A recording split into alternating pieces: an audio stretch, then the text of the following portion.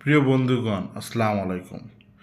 প্রিয় বন্ধুগণ, বাংলাদেশ এয়ারপোর্টে কিছু শয়তান, কিছু চক্র, কিছু সিন্ডিকেট, কিছু চোরের জাত আছে।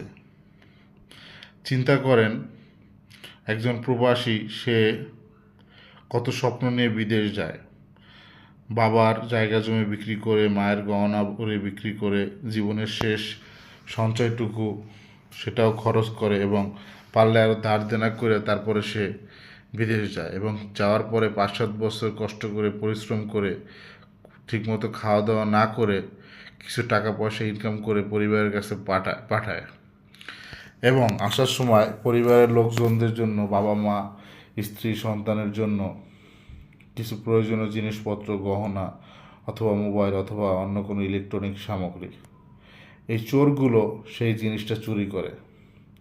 সেই লাগেজের তালা ভেঙে অথবা লাগেজ কেটে অথবা কোনো গহনা পাইলে সেগুলো তারা রেখে দেয়। এরা কি কোনো মুসলিম ঘরের সন্তান? এরা কোনো সভ্য পরিবারের সন্তান? সেই মানুষগুলো কান্না করতে করতে মাটিতে লুটিয়ে পড়ে এবং একদিন না, বারবার হচ্ছে। তার মানে ওখানে একটা সিন্ডিকেট আছে। তা না হলে ওখানে যে সিসিটিভি ক্যামেরা বা অন্যান্য যে নিরাপত্তা ব্যবস্থায় বা কারা দায়িত্বে আছে, তার মানে তারা নিশ্চয়ই জানে, কেউ কিছু বলতেছে না, তার মানে কয়েকজন সবাই মিলে এগুলো করতেছে। তাই মানে দাবি করব যে এই শয়তানগুলোর খুব তাড়াতাড়ি বিচার হওয়া দরকার এবং এদেরকে কঠোর থেকে কঠোরতার শাস্তি, এবং এটা যে কতটা ভাবমূর্তি ক্ষুণ্ণ, দেশের যে কত মান সম্মান যাওয়া, এই চোরগুলো আসলো কোথা থেকে?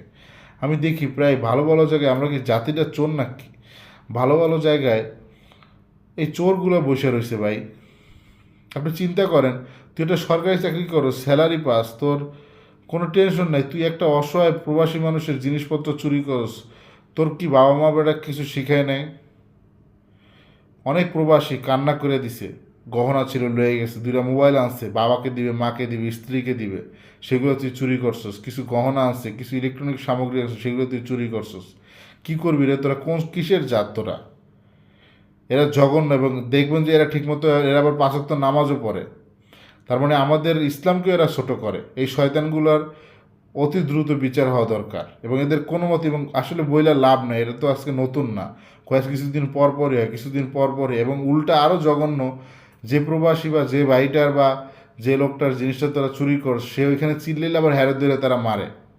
তো এটা কেমন সিস্টেম? আমি তো বুঝি না কিছু। এরা কি কোনোদিন চেঞ্জ হবে না? এই শয়তানগুলো কি মানুষ হবে না?